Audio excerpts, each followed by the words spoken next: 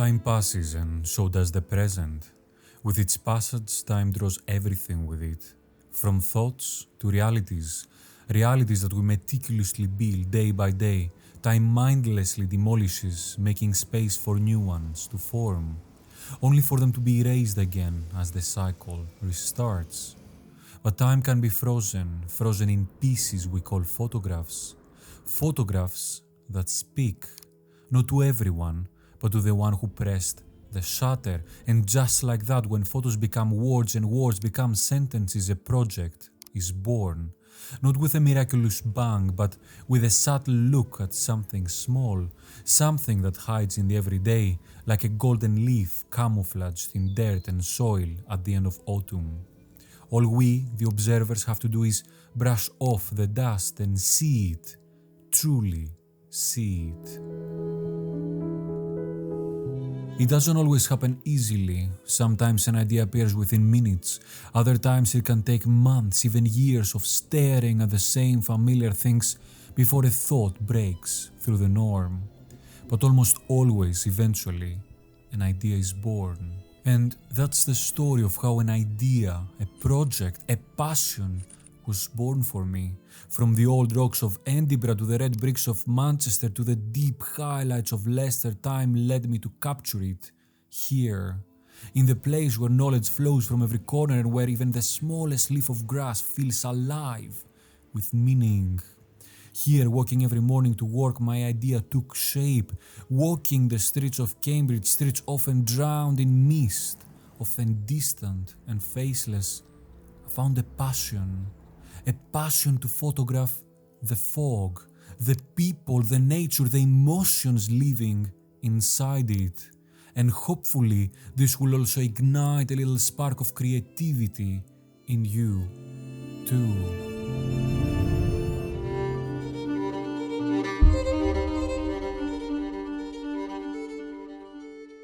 When I started shooting, I didn't care about specifics. Everything I saw felt like a small miracle, and every photo was simply a way to describe it. But repeatedly shooting the same place, the same streets, the same neighborhood eventually led me to a standstill, a point where photography became tedious and boring. Why should I photograph the same place again and again? What's the point? I've captured this so many times. It has nothing more to give me, I thought. That is a wall many photographers face, probably every photographer at one point or another. But it's a glass wall, not a solid one. A wall you can break the moment you realize that photographing the same place again and again is not something to frown upon. It's actually your strength, because the only way to uncover the truths hidden behind the veil of superficial observation is to go deeper, to push through the veil, through the mist, until you reach the other side where all the secrets finally reveal themselves. This is where your project hides. And it could be anything. It could be something deep, something with a story no one else knows except those who have dug deep through that veil.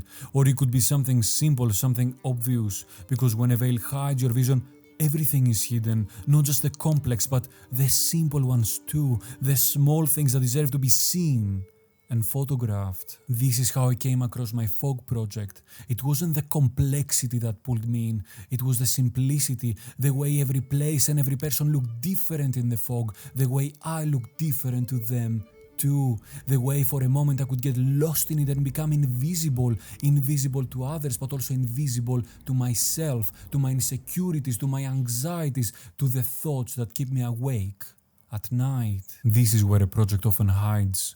Not out there in the world waiting for us, but deep inside the quiet needs of our own minds.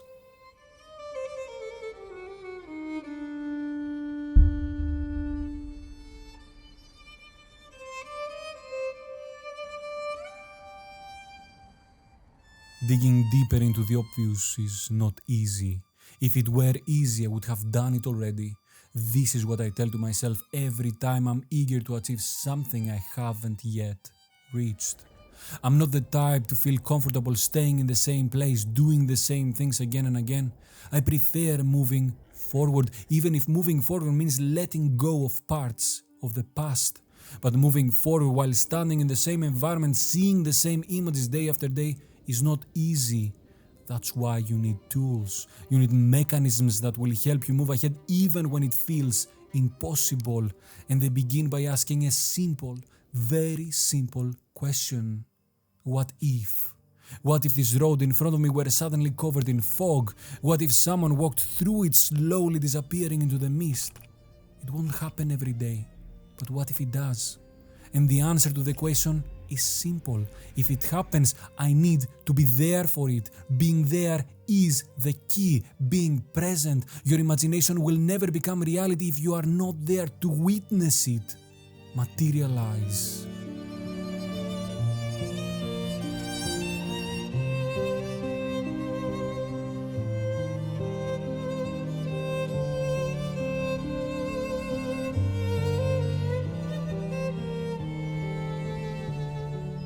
And then it happens.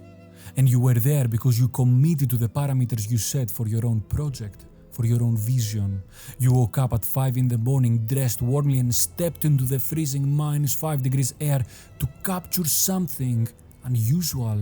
The key is commitment. The photographers who create incredible images do so because they've committed themselves to an idea, the image they want to capture, the story they want to tell.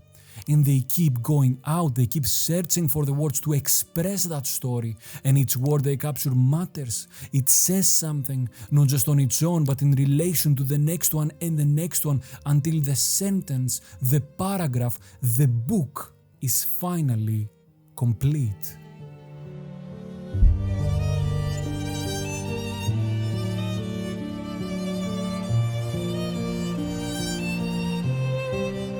The key element of a project is relationships.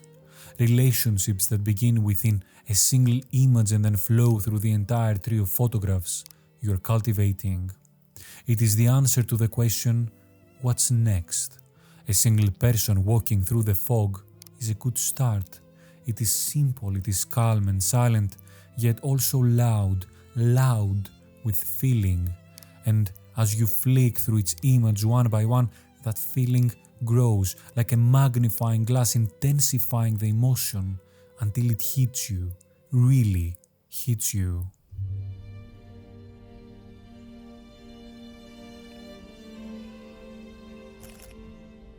You move further down the misty road. For a moment you see nothing but the white veil. And then a playground, an empty playground with no children and the promise of laughter gone. In its place stands a bare but glorious tree, and beneath it a small slide and a wooden house. It evokes loneliness, maybe even sadness, but also a strange calm, maybe even a memory of a time when you were freer, when you could slide down without worrying about what waited at the bottom of the slide. But now you're well into your adulthood and life moves on, and so do you. You walk through these misty, uncertain roads. You walk and keep walking. You follow footsteps on the ground while carrying your own identity with you. Maybe it's a red hat, a small beacon in the fog, a beacon that says, I'm here to those who gravitate towards you, and I'm here to those who fear your presence. And you walk past that red tree that has begun shedding its leaves because autumn is ending and winter is coming.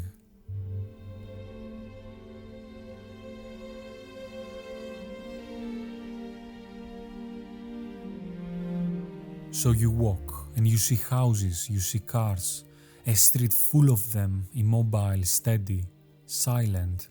Yet you see no end to that street and you keep walking because that is the only option. You walk and you keep walking and suddenly you realize you're not alone. The day begins to grow and people finally emerge. Car engines roar, cyclists rush left and right, and shapes begin to form. The more you observe, the more you keep looking for the lines and the colors. People think that fog is often miserable and sad, but fog is the time when colors sing, because the only thing that can break through the fog is color, the reds, the yellows, the oranges, of autumn. You see, a project is not just a collection of photos. It is a story. It is a story that means something to you.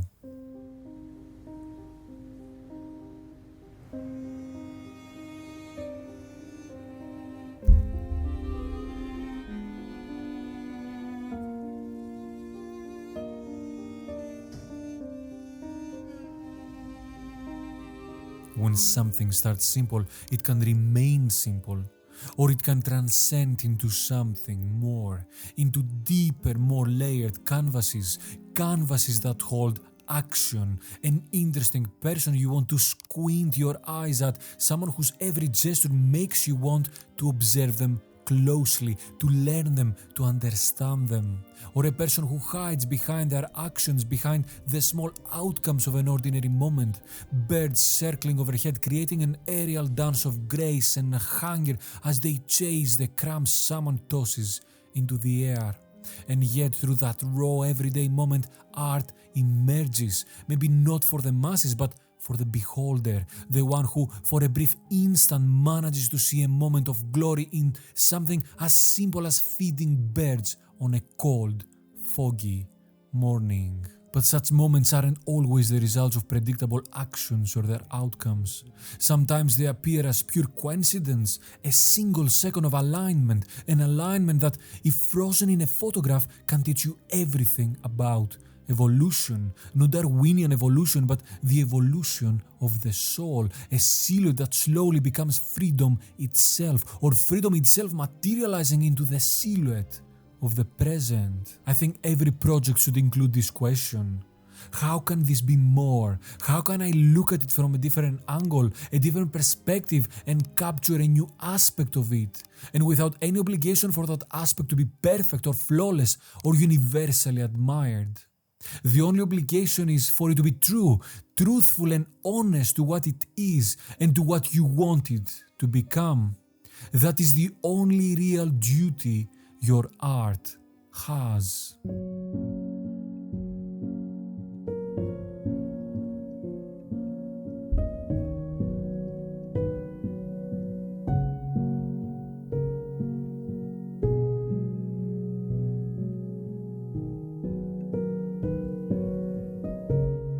Commitment is a double-edged sword. It's the force that carries you through a project, and it's absolutely necessary. But commitment can also diminish the value of your work the moment it transforms into attachment. You see, you have to put your soul into your art. There is no other way. Art is the physical manifestation of your emotions. But a project is only a small part of who you are. It's almost like a love story between two young souls that starts at the beginning of June and ends after the last moon of the summer, when they inevitably go their separate ways. It's beautiful for as long as creation flows, but you only have so much soul to give, and a project eventually becomes empty. And you have to finish before that happens, before the love you felt for it fades, so it can remain real, contained within that beautiful frame you created for it. For a project to be admired, it must become a memory you cherish as you move to the next thing, to the thing that will evolve you and inevitably make you a better artist in the end. Like the summer love you will always remember. That was all for today, guys. Thank you very much for watching. Until next time, I will see you on the streets. Bye bye.